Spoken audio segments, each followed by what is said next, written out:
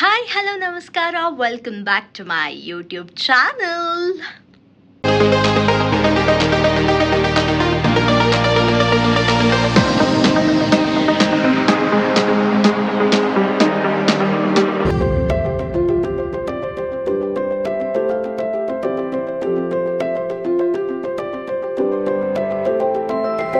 ಟೈಮಿಗೆ 5 ಗಂಟೆ. ಈ ಟೈಮಲ್ಲಿ ಜಿಮ್ಮಿಗೆ ಬಂದು ಎಷ್ಟೊಂದು ದಿನಗಳೇ ಆಗೋಗಿದೆ. ಜಿಮ್ನ ಸ್ವಲ್ಪ ರೆನೋವೇಟ್ ಮಾಡಿದ್ದಾರೆ, ಬನ್ನಿ ಜಿಮ್ ಟೂರ್ ಮಾಡೋಣ. ಎಂಟ್ರೆನ್ಸಲ್ಲಿ it's completely green carpet welcome. And ಹಾಗೆ ಇಲ್ಲಿ ಬಂದರೆ ನನ್ನ ಪ್ರೀವಿಯಸ್ ವ್ಲಾಗ್ಸಲ್ಲಿ ನೀವು ನೋಡಿರ್ಬೋದು, ಇಲ್ಲಿ ಫಿನಿಕ್ಸ್ ಬರ್ಡ್ ಇಮೇಜ್ ಇತ್ತು, ಒಂಥರ ಚೆನ್ನಾಗಿತ್ತು. ಅದನ್ನು ರಿಮೂವ್ ಮಾಡಿಬಿಟ್ಟಿದ್ದಾರೆ. ಇದು ಬಿಲೀವ್ ಇನ್ ಯೋರ್ ಸೆಲ್ಫ್ ಇದು ಆಲ್ರೆಡಿ ಇತ್ತು ಹಾಗೆ. Next speed cycles, positional cycles and cross trainers ಹಾಗೆ ಅದೇ ಪ್ಲೇಸಲ್ಲಿ. ಆ್ಯಂಡ್ ಟ್ರೆಡ್ಮಿಲ್ ಅದೇ ಪ್ಲೇಸಲ್ಲಿ. ಇಲ್ಲಿ ಪವರ್ ಆ್ಯಂಡ್ ಆ ಕಡೆ ಫೋಕಸ್ ಅಂತ ಇದೆ ವಾಲ್ಸ್ ಮೇಲೆ. ಸೊ ಕ್ರಾಸ್ ಟ್ರೈನರ್ ಬಂದರೆ I always use the third one. And ಈ ಕಡೆ ಟ್ರೆಡ್ಮಿಲ್ ಬಂದರೆ I use the fourth one from the right and fifth one from the left. ಯಾ.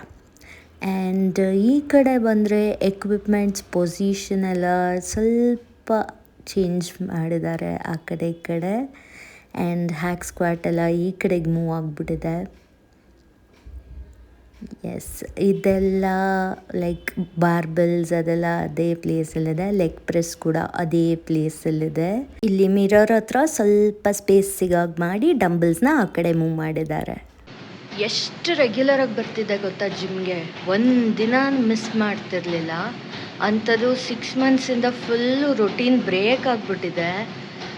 ಯಾಕೋ ಹುಡುಗಿ ಕರೆಕ್ಟಾಗಿ ಜಿಮ್ಮಿಗೆ ಬರ್ತಿಲ್ಲ ಅಂತ ಜಿಮ್ನೇ ರೆನೋವೇಟ್ ಮಾಡಿಸ್ಬಿಟ್ಟಿದ್ದಾರೆ. ಸಕ್ಕತ್ತಾಗಿ ಕಾಣ್ತಿದೆ ಜಿಮ್, ರಿಯಲಿ ನೈಸ್. न्यू नया जिम अच्छा है आपको पसंद लगा? हमको पसंद तो पहले भी था, अभी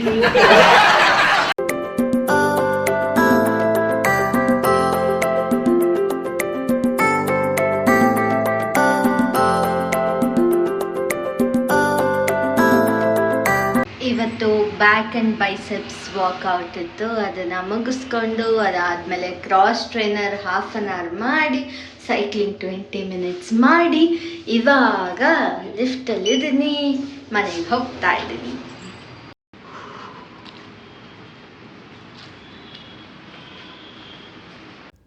ಸೊ ಅರ್ಲಿ ಮಾರ್ನಿಂಗ್ ವರ್ಕೌಟ್ ಮುಗಿಸಿ ಮನೆಗೆ ಬಂದು ಬ್ಯಾಗ್ ಇಟ್ಟು ಕಸ ಹಾಕಿ ಬಂದು ಹಾಲು ತಂದು ಆ್ಯಂಡ್ ನೇಚರ್ ಜೊತೆಗೆ ಸ್ವಲ್ಪ ಟೈಮ್ ಸ್ಪೆಂಡ್ ಮಾಡ್ತೀನಿ ನನ್ನ ಪುಟ್ಟ ಬಾಲ್ಕನಿಯಲ್ಲಿ. ಅದಾದಮೇಲೆ ಫ್ರೆಶ್ ಅಪ್ ಆಗಿ ಆಫೀಸ್ಗೆ ರೆಡಿಯಾಗಿ ಹೋಗ್ತೀನಿ.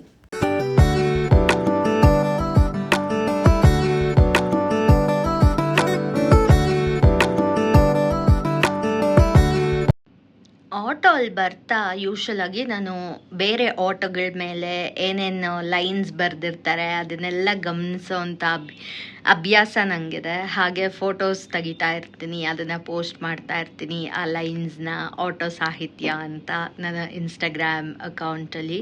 ಸೊ ಹಾಗೆ ಇವತ್ತು ಆಟೋಲ್ಲಿ ಬರ್ತಾ ಮುಂದೆ ಇದ್ದಿದ್ದೊಂದು ಆಟೋ ಮೇಲೆ ಈ ಒಂದು ಲೈನ್ಸ್ ಬರೆದಿದ್ರು. ಓದಿದ್ರೆ ಅಬ್ಬಾ, ಎಂಥ ಅನುಭವ ಇರೋವಂಥ ಪರ್ಸನ್ ಹಾಕ್ಸಿರೋವಂಥ ಲೈನ್ಸ್ ಅಂತ ಅನಿಸ್ಬಿಡ್ತು. ಏನಿತ್ತು ಆ ಲೈನ್ಸು ಅಂದರೆ,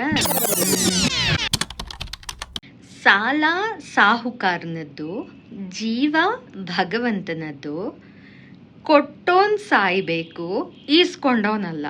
ಆಹಾ, ಏನು ಲೈನ್ಸು! ಕೊಟ್ಟವರೇ ತಾನೇ ಅನುಭವಿಸ್ತಾ ಇರೋದು, ಕೊಡೋದು ನಾವೇ, ಕೆಟ್ಟವ್ರಾಗೋದು ನಾವೇ.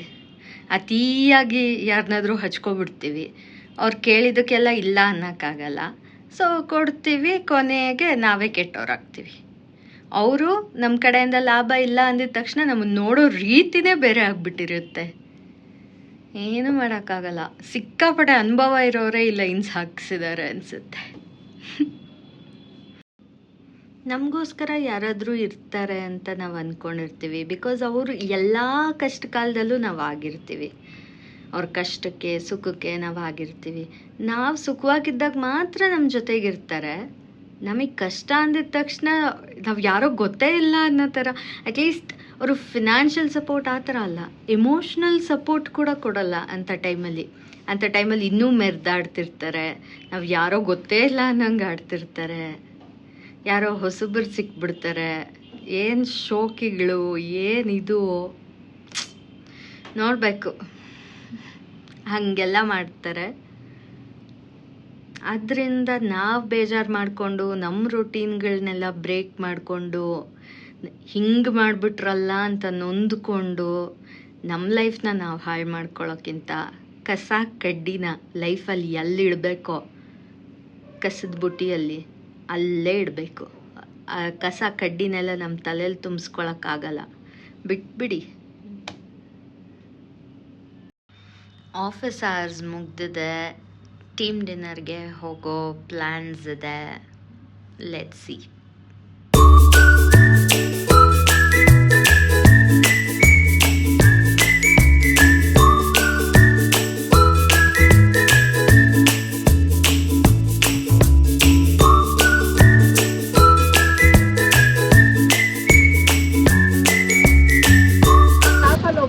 ಒಬ್ರ ಮಧ್ಯೆ ಒಂಥರ ಅಂಡರ್ಸ್ಟ್ಯಾಂಡಿಂಗು, ಒಂದು ಫ್ಯಾಮಿಲಿ ಲೈಕ್ ತರನೇ ಇರುತ್ತೆ ಹಾ ಅಲ್ವಾ? ಹ್ಮ್. ಬರ್ತಾ ಇದ್ರೆ